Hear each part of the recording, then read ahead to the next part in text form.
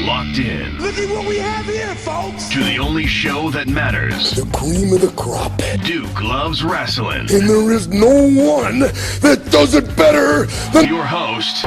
I have come here to chew bubblegum and kick ass. The Duke. And I'm all out of bubblegum.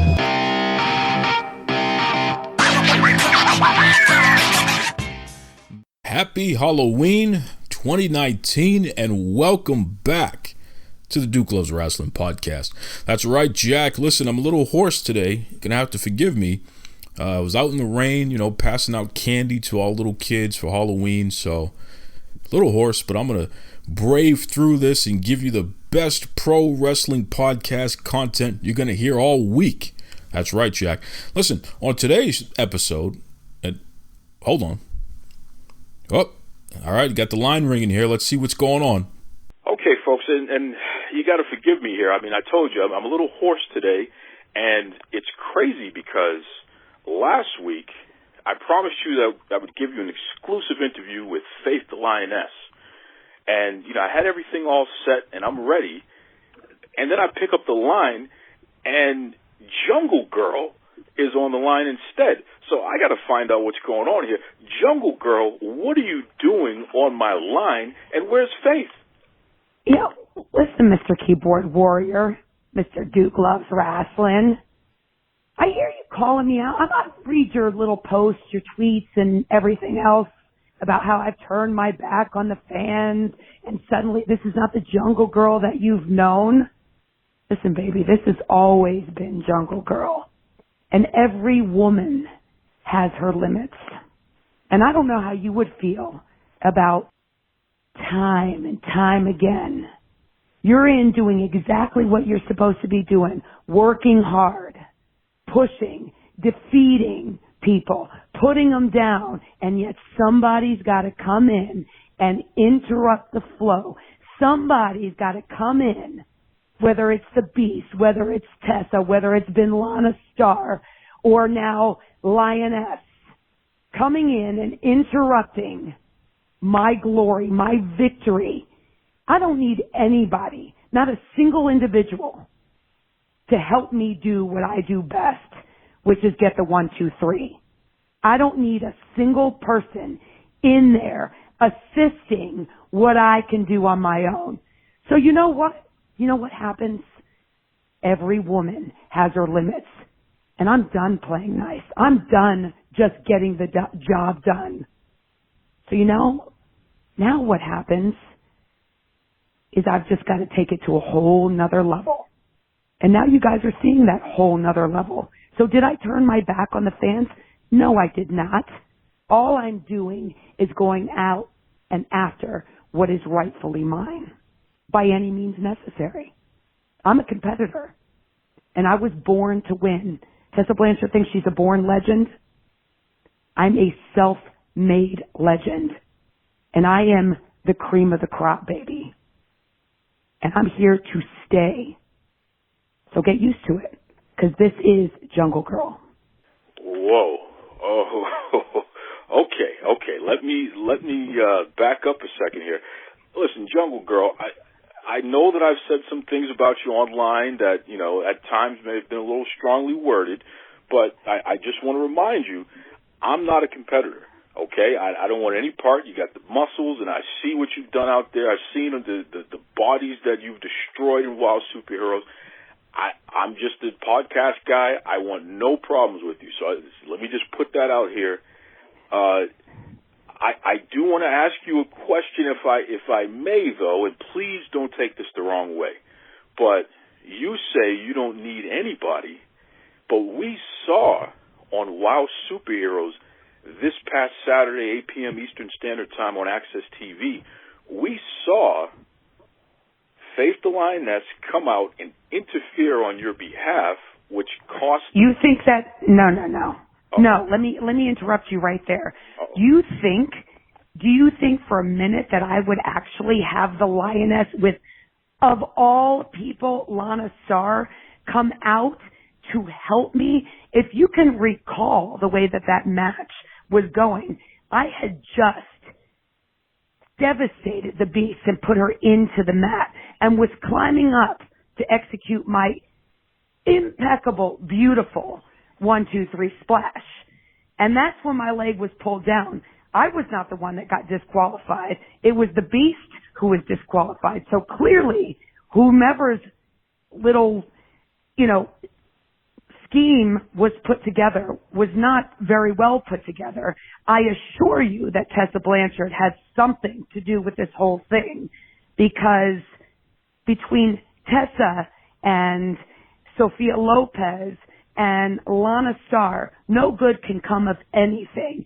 So listen, I have always been able to handle my business by myself. I have not put myself with Sophia Lopez. I have not, even in my wildest imagination, would ever go to Lana Starr of all people, because she's been in my business for the last 18 years. There's no way.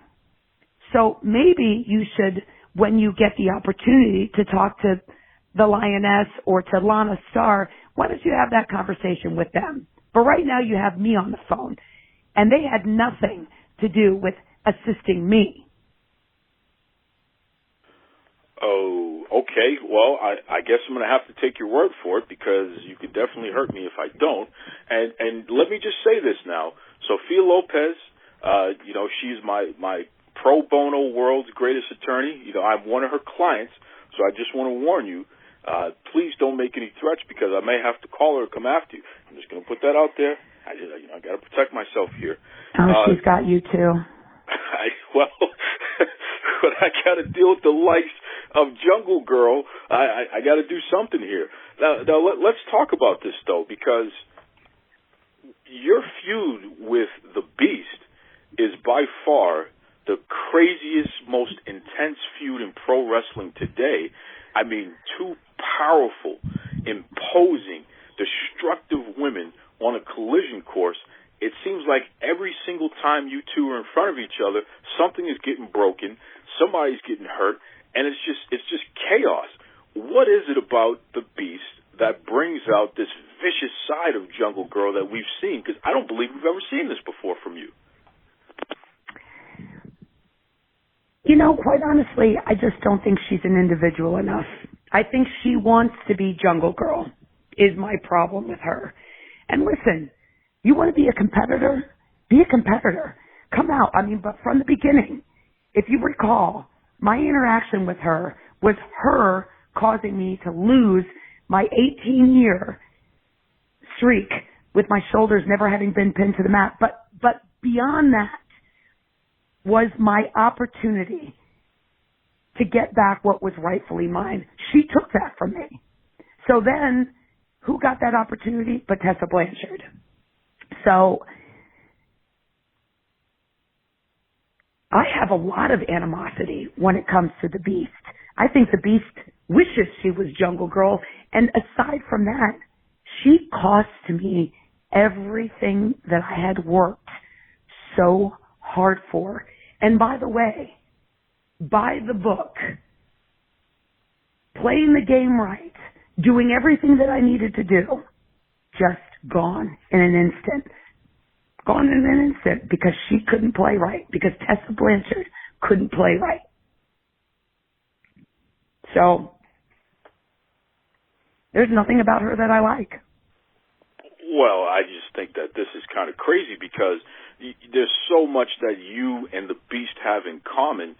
The two of you combined would make such a great force that could be unstoppable around the world. But instead, every time you see her, you want to throw her through a door and beat her up in the locker room. You want to beat her up in the ring. You want to beat her up outside of the ring. At some point, Jungle Grrrl, you got to have this, just let bygones be bygones and just allow the Beast to coexist with you. Isn't that a fair thing to do? I guess it could be fair, except I'm not interested in being fair at this point in time in my life, with all due respect, Duke. However, listen, when I get the championship belt back, then you know what? I'll consider it. Oh, boy. We're talking to Jungle Grrrl, legitimately one of the most decorated stars of WoW Superheroes. And once again, you can catch WoW Superheroes Saturdays, 8 p.m. Eastern Standard Time on AXSTV. Jungle Girl, we've mentioned the name numerous times here, Tessa Blanchard. I mean, here's a young lady who has wrestled all over the world. She's taken on men. She's taken on women. She's taken on Jungle Girl. And she's at the top of the mountain right now with that WoW Superheroes Championship, a championship that you've held for a long time previously. Do you really think that if you step back in the ring with Tessa Blanchard, you'd be able to get your belt back, considering what happened the last time you wrestled each other? Duke, I don't think I know. First of all, there is something that Tessa Blanchard lacks. And let me let you know what that is. She lacks insight. She lacks wisdom. She's been around, but boop, like a little blip on a radar. Very short period of time. And now listen, I give her props. She's an extraordinary talent. She is at the top of her game. But I have a wisdom that she doesn't have. A wisdom from 20 years in the business. A wisdom that she's just going to have to gain over time. So she lacks that little bit. So I'm always going to have that edge over her. So do I think I can beat Tessa Blanchard? Oh, baby, I know I can beat Tessa Blanchard. Have you seen me? So she's going to have to do some creative and very clever things in that ring, because if it's been done, I already know about it. Period. So bring it. Bring all your wealth of matches, whether it's been with men or women. I don't care. I'll get in the ring with a bunch of men. That doesn't make you any better. So bring it. You are just so intense, and again, I'm getting terrified, and we're just on the phone with each other. Speaking of men, listen, David McLean, this is somebody who is a close personal friend of mine, okay? I call him Uncle Dave because I grew up watching him going all the way back to the Glow years. You have been very rude to him on WoW Superheroes. You've been very rude to him. Every time he tries to interview you and speak to you, when he's interviewing other people and speaking to them, you've interrupted. What is your beef with David McLean, legitimately Uncle Dave, the nicest guy in the world? Really? I mean, listen, I know that you watch every single episode, so you have to see what I'm experiencing. First of all, he's put together some of the most disappointing matches ever. I mean, as far as you're going to have a triple threat match for determining, the WoW champion, and then not only that, then you go in and you have all of this chaos that ensues as a result of myself in the ring with Tessa Blanchard, and the Beast comes out and interferes, and then you have one interference after another interference, and just chaos. And yet David just lets it all unfold, while I have been the poster child for WoW Superheroes, and have been wronged time and time again. And nothing. Has David done anything? Has David come to my defense? Has David had nothing? Nothing. So you know what? I don't have time for McLean. I don't have time for anything that comes out of his mouth. I don't have time to deal with him, to talk to him. I have no interest. I have one objective, and that objective is to become the WoW champion again. That's it. So as far as interviews with McLean or engaging him in idle chit-chat, just not interested. Not interested. I mean, I just don't get it. I don't get where all of this comes from because, like we said before, and you just acknowledged it, you've been the poster child of WoW Superheroes for so many years. I mean, come on. In fact, let me ask you a question about that, because we're talking about a television program where it shows the most talented, strongest, intelligent women in the world all in one place on TV, and now national TV, international TV, all over the internet, and such a diverse range of characters from different parts of the world, different races, different experiences.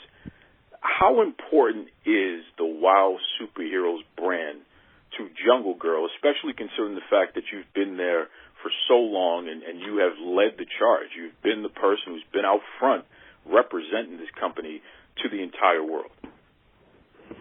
It is incredibly important. And let me tell you this. So we are a brand, and we represent a brand that, by the way, has elevated not only women's wrestling, but wrestling in general to a whole nother level. Our production value, our wrestling, the women that are involved, all of the executives that are involved, top of the line, all sharing the same vision. It's incredible. Incredible. Now, my sole purpose in that organization at this time is to get back what is rightfully mine. And with all due respect, I have been disrespected time and time again. And a lot of the Access TV viewers have no idea the roller coaster that I have been on over the past 18 years. So, you know, from being hit with steel pipes before going out to defend or to have a rematch against Santana Garrett for the WOW Championship belt, only to have it taken by the Beverly Hills Babe. And then on top of that, having, you know, just incident after incident of being interrupted or cut off or just messed with for the last 2 seasons on Access TV. It's just, you get to a point where you absolutely have to take matters into your own hands because nobody else is going to do it for you. And when you have something set in your mind and you have an objective that you want to achieve, I'm not getting any younger. So I'm not waiting for this to happen 10 years down the road. I'm looking for it to happen right now. Well, and come on. I've played well with others. Never wanted to play with them in the ring. Have never been a tag team girl that's just not Jungle Grrrl. I've always been about myself with respect to others, but I have not received that respect in return. So now, you know what happens? I got to just take what it is that I want, however I need to do it. Unbelievable. And come on, you can't use that excuse, Jungle Grrrl. You're not getting any younger. You are legitimately in the best shape of anyone in WOW Superheroes and probably in the entire wrestling industry. So let's not try to pretend as if you have some kind of disadvantage here or what have you. We're not buying that. We know you better than that, Jungle Grrrl. Well, listen, I'm never going to take the victim road. That's not my style. That's not my style at all. But the bottom line is I'm not waiting for this to happen 10 years from now. I am taking what I deserve now. I want it now. I don't want it yesterday. I want it now. I've worked way too hard to just watch it go away. It's not going to happen. Wow. I mean, you definitely sound determined, so I'm not going to be one to tell you that's not going to happen because, again, I don't want any problems here. There is a question that I've always wanted to ask you, and I'm glad that I have you here, even though I didn't even expect this, but I always wanted to ask you this question. Why do you wrestle barefoot? And I know that other wrestlers in the past, like, say, Kevin Von Erich, the legendary Kevin Von Erich from the Von Erich family, he's mentioned the fact that he's flat-footed, and he feels that wearing boots actually works the opposite way. He could hurt himself wearing that because he's flat-footed. So that's why he doesn't wear shoes when he wrestles. What is the reason why you don't wear shoes? Because I don't believe you've ever worn boots while you've been in WOW Superheroes. I think you've always been barefoot the entire time. I've always been barefoot, and I prefer to be barefoot. To me, it's like being one with nature. I like to feel the ropes. I like to feel the canvas underneath of my feet. I like to feel my opponent underneath of my feet. I like to feel all of that. And to me, that is just, there is no greater sensation than kicking someone in the gut and feeling it just through my entire body. Love it. That is sick. That is vicious. And I cannot believe, of all people, the lovable, the person that everyone looked up to, the person that everyone cheered from WoW Superheroes Jungle Grrrl, that is the reason why she doesn't wear boots or other footwear. She wants to be barefoot so she can feel you every time she throws a kick to you. That is just vicious. Oh, my goodness. Listen, if there is any competitor in the ring that's going to tell you that they're not in the ring to inflict some kind of damage and to win that match, then they are lying and they are in the wrong business. Because if you are not in there to get the 1, 2, 3 and to inflict some kind of damage upon the individual that you're with, you are not supposed to be in wrestling, baby. You need to find another job, push pencils, you know, get on a typewriter, whatever it is, but get out of the ring because you have no business being in there. So vicious? Nope. It's just part of the business, baby. But it is the business. I mean, not even part of the business. It is the business. You see that, folks? That's exactly why I'm not in the ring, because clearly there's no way that I could ever be as vicious as Jungle Grrrl. This is a fact. Jungle Grrrl, if any of the fans out there want to reach out to you, especially if they want to ask you, if they want to beg you to stop it with these nefarious ways that you've picked up, I don't know where it's come from, but if they want to reach out to you online, what's the best way that they can reach Jungle Grrrl? Wow_Jungle Grrrl, and Jungle Grrrl is JungleGrrrl, Jungle Grrrl on Instagram. Love Instagram or Twitter. Hit me up on Twitter. If anybody wants to hit me up on my personal account, it's at Endorphasm, which is the gym that I own here in Richmond, Virginia. It's how I stay in such great shape to get in the ring and cause such devastation, which I love so much. Duke is not a fan of. Wow. Well, let me ask you this before we let you go, Jungle Grrrl. If I come down to the gym that you have there, can you make me a mean, tough, destructive force like Jungle Grrrl, where I can go out there and beat people up just like you do every week on WoW Superheroes on AXSTV? 100%, baby. Can you believe that, Jungle Grrrl? I mean, come on. I was supposed to have Faith the Lioness. She was supposed to call in, the WoW Superheroes star. I wanted to ask her a bunch of questions, including why she aligned herself with Lana Star. And Jungle Grrrl stole the interview. Jungle Grrrl called in, bumped Faith. So, I'm going to try to get Faith back next week for you folks. Don't worry. We'll get her on, definitely. But I got to tell you, that Jungle Grrrl, she's something else, man. I mean, the fact that she has turned her back on the fans and she has crossed over to the bad side of town, right?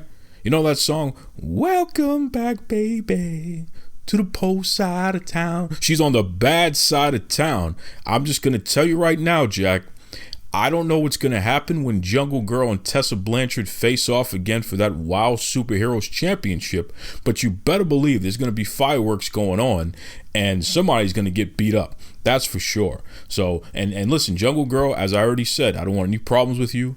I apologize. I just want to have peace. Don't make me call the world's greatest attorney, Sophia Lopez, to sue you. Just please don't hurt me. That's right. Listen, folks, this week I got a lot to go over. I mean, WWE Crown Jewel was earlier today. There's a lot of results I want to go over with that. There's a few other things, the WWE Q3 reports came out. Some interesting information related to that we'll definitely touch upon a little later on. But we all know AXSTV is committed to pro wrestling. I mean, You see WoW Superheroes every Saturday, 8 p.m. Eastern Standard Time. You have New Japan Pro Wrestling, which is at 9 p.m. Eastern Standard Time on Saturdays as well. And now we have Impact Wrestling. I mean, literally the pro wrestling company that would, not could, would, okay?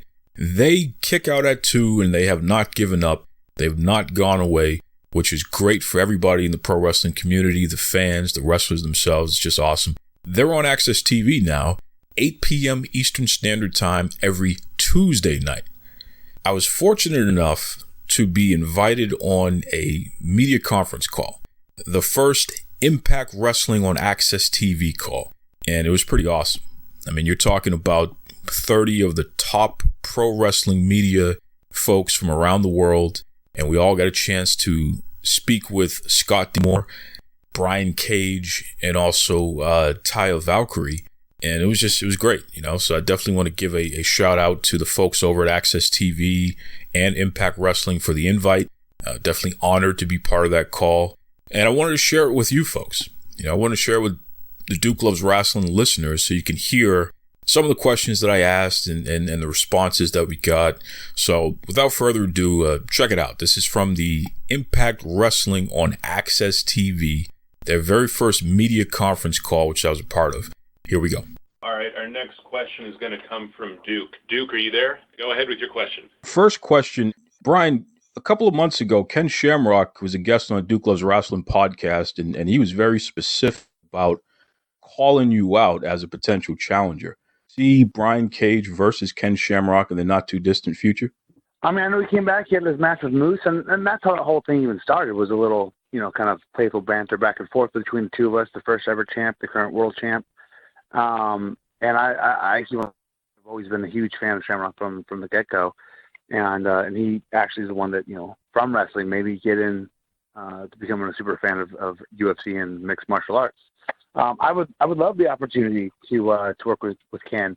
I know he came off on the losing end at Bound for Glory, and he's going to be here at the next set of tapings. But I don't know what's next for him. If he's done, if he's doing more, if he's staying, if he's going, or exactly what's happening. I'd still love the opportunity to lace up with Ken just because I'm a fan, and I think it'd be fun and something we could do that we both enjoy.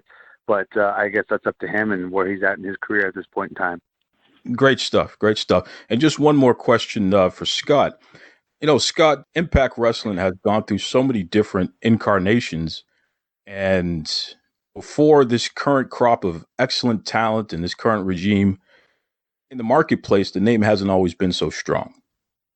Now that you're on AXSTV, you're on this large platform and what have you, and all things are firing on all cylinders, what's the timeline expectation internally in terms of bringing Impact to a point where the brand name itself is trusted once again for the fans worldwide? Well, I think that trust has certainly been something that we've spoke about many times over the past near 2 years. Because when myself and Don Callis came in and joined Ed Nordholm, we knew one of the big things we needed to do was to rebuild trust. We know that previous regimes had lost trust both within this industry and with its fan base. So we've worked very hard, I think, over the last 2 years to show that when Impact Wrestling says that they're going to do something, that we follow through and deliver. And I think our track record over the past 2 years has been very good in that.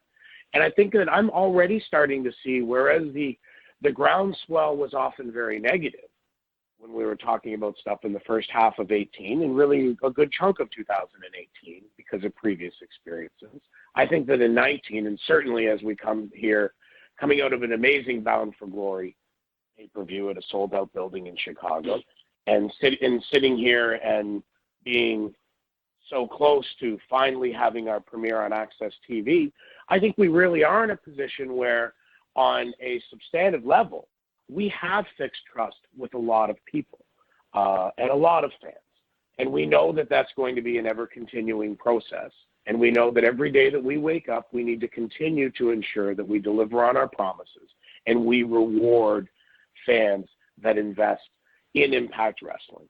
Because fans invest in many ways. They invest with their money, certainly when they buy tickets or merchandise or pay-per-views. They also invest with their time. And time is one of the most valuable things in this world because all of us have a limited amount of it.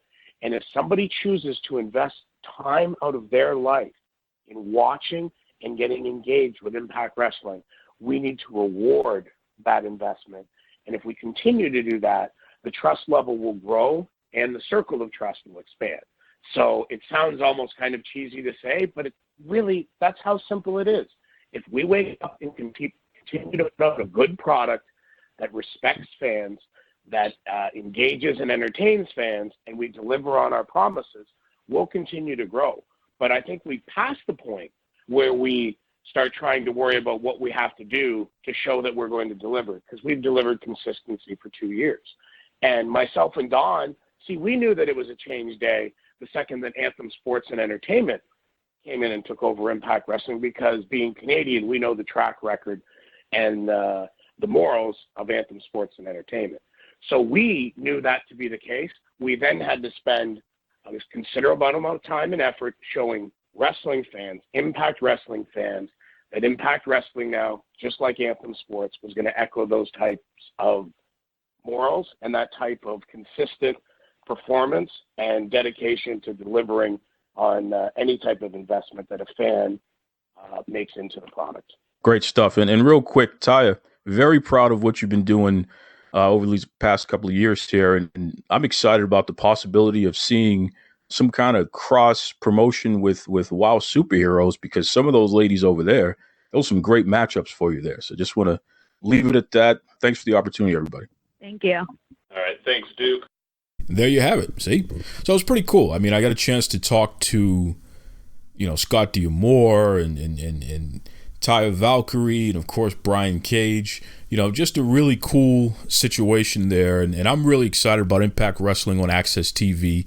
The show aired this past Tuesday, and it was a great show. Shocking end to the show as well. I mean, Sami Callihan, he ended up defeating Brian Cage in a cage match, so he became the Impact champion, which is crazy. I believe it was a Monsters Ball match. And what was even crazier is that Tessa Blanchard came out and stood in front of Sami Callihan, letting him know that she's next. She wants to be the next challenger. There's nothing crazy about that, Jack. What was crazy is that Sami Callihan, he's a pretty disgusting guy. I got to tell you this right now. I'm going to tell you right now. I'm serious. Sami Callihan had spit all over his face. He would spit in the air and then catch it with his face, and he's sitting there with all this spit all over his face in front of the world's best wrestler, Tessa Blanchard. It just didn't make any sense to me. It was pretty crazy. It was outlandish. I don't know what the heck was going on. And I'm going to tell you something right now, speaking of which. First of all, you can catch Impact Wrestling Tuesdays, 8 p.m. Eastern Standard Time, AXSTV, of course. Of course, you can catch WoW Superheroes Saturday, 8 p.m. Eastern Standard Time, AXSTV. We already mentioned that as well. I'm going to tell you something. Sports Illustrated just came out with a list of the top 10 women's wrestlers in the world. And I got to tell you right now, Tessa Blanchard wasn't ranked number one, and I'm pretty upset about that. For my money, the WoW Superheroes champion, the person who retired Gail Kim, the person who's been kicking men and women's butts in Impact Wrestling. She was a Reina de Reinas champion in AAA Mexico. She's the WSU champion. For my money, Tessa Blanchard is the number one wrestler walking the planet, male or female, it doesn't matter. She's the best. So the fact that Sports Illustrated didn't rank her number one on their women's list is really disappointing. Okay, I got a few other words, but I want to keep this family friendly here. But it was a little disappointing, Sports Illustrated. You should show a lot more respect than that. Seriously, okay? Seriously. Whatever. All right, we're going to take a quick break, and when we come back, I'm going to go over some information regarding everything. The Q3 reports, Crown Jewel, you name it. Be right back. This is Rudy Boy Gonzalez of the Texas Wrestle Academy, and you're listening to Duke Loves Wrestling.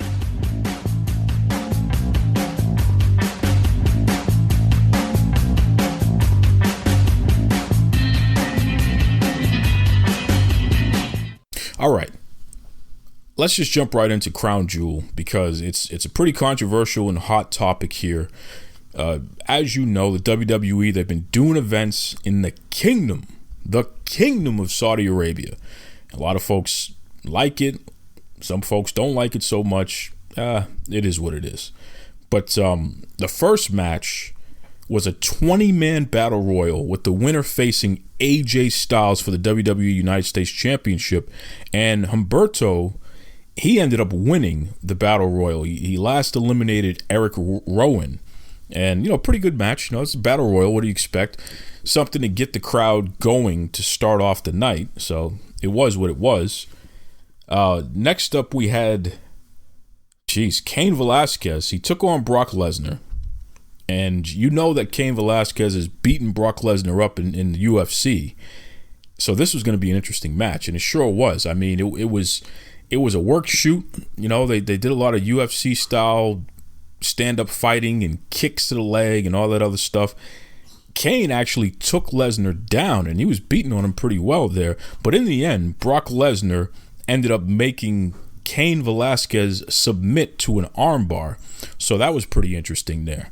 So, hey, Brock Lesnar is still the WWE champion, which, if you thought that Cain Velasquez was going to defeat Brock Lesnar, then you had another thing coming, Jack. There's just no way that was going to happen. So, hey. But I got a funny feeling that feud is not over, okay? It's not over yet. We've only just begun. That's right. I can sing. You want them hoarse, I can sing. All right, next up we have the OC. So that's Luke Gallows and Carl Anderson. They took on the Viking Raiders, Big E and Kofi Kingston representing the New Day, the Revival, the B-Team, Heavy Machinery, Hawkins and Ryder, and Lucha House Party. Oh, and Ziggler and Robert Roode. So this is a 9-team tag team turmoil match for the WWE World Cup. This is for, the number one tag team in the world. In the end, it was the OC, Luke Gallows, Carl Anderson. They won. And that match was like a 30-minute match. In fact, what was the runtime on that? 32 minutes, 5 seconds. So that just lets you know it was pretty intense. Pretty intense. But the OC, they're the number one tag team in the world because they won the World Cup at Crown Jewel. So good job there. Next up, we had Cesaro taking on Mansoor. Now, Mansoor is the guy who's from Saudi Arabia who won an opportunity to become a WWE superstar. And I got to tell you, Mansoor, I should say. I want to call him Gorilla Monsoon. Mansoor he's like the Super Cena. You know what I mean? He can't be beaten in Saudi Arabia. This guy took on Cesaro and beat him in 12 minutes and 45 seconds. What? I'm not even going to touch that. But, Mansoor defeated Cesaro.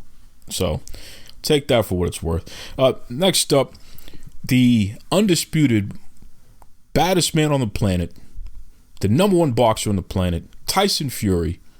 He took on Braun Strowman, and surprisingly, he beat Braun Strowman. Did you hear what I just said? He beat Braun Strowman. He knocked him out. He punched him. Strowman fell out of the ring, and Strowman did not get up. So he was counted out. I can't believe it. It was pretty crazy, to be honest with you. 8 minutes, 4 seconds, Tyson Fury defeated Braun Strowman. So that was something else. Next up, AJ Styles, he ended up defeating Humberto. Humberto won the opportunity to challenge AJ for the United States Championship. Good match, about 12, 13-minute match. But in the end, AJ retained his championship. No surprise there. Next match, Natty versus Lacey Evans. And this is historic because it was the first women's match in the history of Saudi Arabia. Okay? You know that they're not too big on women participating in sporting events. A lot of things are starting to slowly change, but historically that hasn't been the case. And even for the WWE with their relationship with Saudi Arabia, they haven't been allowed to have women's matches. Well, it finally happened. And of course, the women were covered. Everything was covered except for like their hands and their head, but everything else was completely covered. There was not any skimpy outfits or anything like that, Jack. Natty defeated Lacey by submission. Good match, good solid match, and I'm proud of those ladies, and they made history. So however you feel about it is however you feel about it, but those ladies made history, and I'm proud of them. And I'll tell you another thing, I'm glad that it wasn't one of the 4 horsewomen. WWE has an entire roster of women, and other folks, it's okay for other folks to be the first at something, and especially somebody like Natty Neidhart, who's a future Hall of Famer. There's no she's the best wrestler on the women's roster, and definitely one of the top wrestlers in the entire company. There's no reason why Natty Neidhart shouldn't be the first at something as well. Okay, so I'm glad that not only was she able to compete in that match, but she won. And shout out to Lacey Evans. I mean, this young lady has had a tremendous year. Like, the past 12 months, she's been tearing it up, man. So good job on her part. All right, next up we had, my God, Team Flair versus Team Hogan. So Team Flair, Randy Orton, Corbin, Bobby Lashley, Shinsuke Nakamura, Drew McIntyre versus Roman Reigns, Rusev, Ricochet, Shorty G, and Ali. Ugh. Okay, whatever. 10-man tag team match. In the end, Team Hogan won. Whatever. And then the main event was amazing. WWE Championship, the Universal Championship. Falls Count Anywhere match. Seth Rollins versus The Fiend, Bray Wyatt. Bray Wyatt won. We had a title change at the pay-per-view, at Crown Jewel 2019. Bray Wyatt defeated Seth Rollins to become your new Universal Champion. It's just crazy, man. I had some humanoid on Twitter say, well, Duke, who cares about Crown Jewel because no titles ever change hands. Well, there you go. One of the top titles just changed hands. Huh? Universal title changed hands. What do you say to that? What are you going to say to that now? The Fiend on Halloween won the Universal Championship. Humanoids, have a seat. And I'm glad that Seth Rollins lost because, it's enough for him. Whatever. So shout out to Bray Wyatt. It's a great accomplishment for you. Overall, Crown Jewel is pretty good. I have to say that the crowd was just on fire, man. They loved every bit of it. Especially when Otis was in a match and he ripped his shirt off and he started dancing with his big belly self, and people just went nuts over that. It was hilarious. People have to remember that Crown Jewel is not for the typical WWE fan. Those events in Saudi Arabia are for fans who traditionally don't get live spectacles like WWE in town too often. It's just a fact. It's a recent occurrence that they've been getting more WWE in their life, and it's going to happen even more because, the money is there. WWE is making more money on live events over there than they are in the United States. That's a fact. It is what it is. So the way that those events are tailored, it's tailored to that crowd, and that's okay. They want spectacle. It's not about whatever the current storyline is per se. It's more about spectacle. Cain Velasquez, they got a UFC guy, Tyson Fury, the world boxing champion, former UFC guy in Brock Lesnar. I mean, these are people from different sports competing. It's great. Hometown hero in Mansoor. They had women for the first time competing. Goodness. The Fiend was in the main event and everything was red. And he had that crazy mask and the crazy hair and all that going on. And he ended up winning. Spectacle. The fireworks and everything. Pyro, you name it. Everything was going on. Spectacle. And that's okay. You have to remember, as a fan, everything is not for you. It's the equivalent of turning on the television on a Sunday morning and you see cartoons or programming that's geared toward young kids and you complaining about it. It's not for you. Now, if you're watching it and you get something out of it, that's great. But that's not for you. You're not the intended audience of that. And that's okay. You're not the center of the universe. Everything isn't about you. When the WWE Network first started, they would not show live events from other places. It had to be a major pay-per-view for them to show it on the network. They changed that. They made it part of the subscription. We're going to show you live events from all over the place. Because why not? We have a network. We need to put content on it. We have an event happening. Why not? Well, we'll show it to you. Who could possibly complain about that? It's foolish. I enjoyed Crown Jewel. And I enjoy all those different events. Not because it's the best wrestling going, it's going to further the best storylines or anything foolish like that. No, I enjoy it because it's wrestling. I enjoy seeing fans who don't normally get this stuff be able to experience it at a live event and just seeing their reactions to things. It's interesting to me. Whatever it takes to get more wrestling fans, that's what I want. I support that.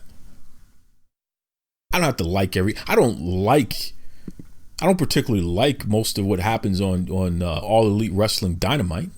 I don't particularly like what they do for the most part. I think their commentary is very good. I think their production is very good. I think they're too light on wrestling. And unfortunately, their wrestling content is pretty weak. But it's not for me. So that's okay. NXT is on. Watch that. All they give me is wrestling. Very little talking, a whole lot of wrestling. Great commentary. Production value, it's gritty, it's old school, but I like it. But they give me my wrestling, man. You should have seen the women tear it up on NXT this week. I mean, it was just brilliant. Just Io Shirai, she came out to a live performance and all that good stuff there, and you know, she took on Candice LeRae, and I think Candice's nose ended up getting broken during the match, which is unfortunate. Just hard-hitting, great match. And then later on in the night, we had some more action going on, and all the women came out. Then they announced that there's going to be a women's war games where the women are going to be competing 5-on-5. Shayna Baszler came out and she was knocking people around, and Rhea Ripley came out and she was knocking people around. I mean, it was just amazing. Just great stuff, man. Great stuff. Wrestling, right? Wrestling. That's what I want. And the stuff that, you know, doesn't deliver, it's not for me, and that's okay. It's the same reason why I like that NWA Power program. They give me wrestling. And they're very light on the flippy dippy. They give me wrestling. NWA Power, I don't know how they do it. They will have so many matches, and which means that the matches are short because the program is only on for less than an hour. It's like 45 to 50 minutes. But let me tell you something, brother. You don't feel like you got robbed. You don't feel like you got cheated. They stretch that hour out and make it work. And I'll tell you something else, too. That Allison Kay, you know, she said some not so nice things about Marty Bell not being ready to challenge her again for the NWA Women's Championship. Oh, Marty Bell, let me tell you something. Allison Kay is not your friend, okay? She is not your friend. If that's how she's going to treat you, if she's choosing not to give you an opportunity to face her again, something's wrong with that. Just going to put that out there. It's funny, too, because Thunder Rosa, she came out and tried to shake Marty Bell's hand or what have you. Marty Bell just kind of backed off. Can't wait to see what happens with that, because that looks interesting. I don't know. I like that NWA Power show. Certainly do.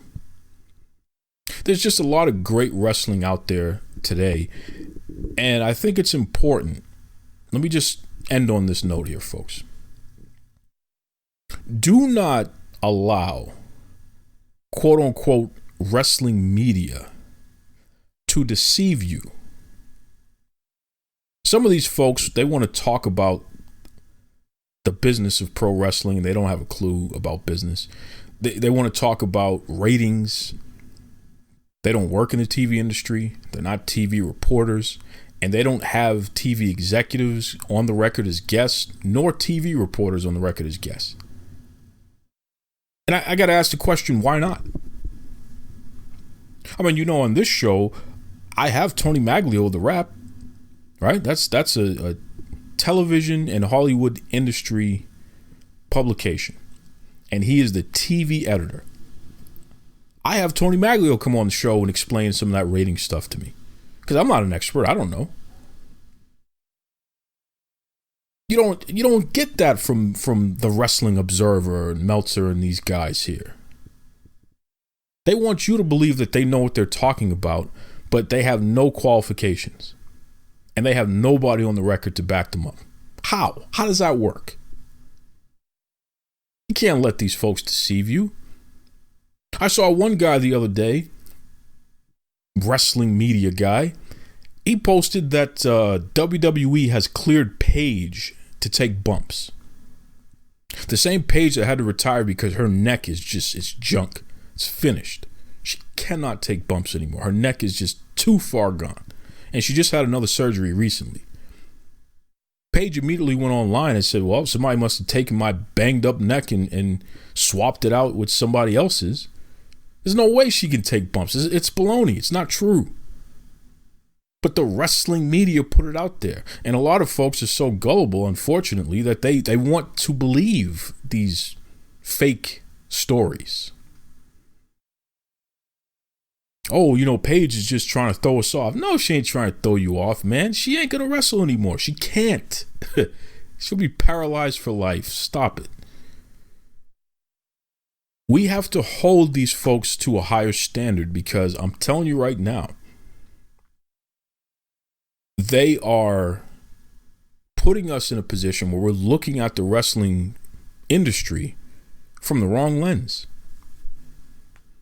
Because it's from a uneducated lens, and that's unfortunate, because that's really the goal of media. Educate the masses on what's going on, right? Provide us with the knowledge, but you do that by going directly to the sources. That's what media is supposed to do. I'm never going to claim that I know definitively what's going on if I haven't spoken to the source, or if whomever I'm getting the information from hasn't spoken directly to the source. On the record, by the way. That's the way it has to be. Can you imagine? Ric Flair had 2 eggs today. Well, who did you get that information from? Oh, I got it from one of his neighbors, but he sources say. Come on, it's foolish. It's not in Ric Flair's house. What the hell does he know what Ric Flair had for breakfast? Stop it. Got to hold people to a higher standard, man. We have to protect this pro wrestling industry that we love so much, because there's just so much good stuff happening right now, and we want that to continue. But the way that we do that is we have to respect it, we have to cherish it, we have to continue to protect it, take care of it, right? And part of that means that the folks who are just lying, who are trying to deceive us, I say, yeah, I'm not going for that. Doesn't make any sense. And if you're lying to me about that, who knows what else you're lying to me about? Right? Just a thought. Just a thought. Listen, I got to get out of here. Thank you to Jungle Grrrl. She's been around for, at least 20 years or so. So, no, she used to do the UPW tours out on the West Coast. Back when Cena and Samoa Joe and those guys were just breaking in, she was already there. She was wrestling Looney Lane. Remember Looney Lane had her on the show? She was wrestling her and Ivory and some of these folks. Erica Porter. Just look her up by name.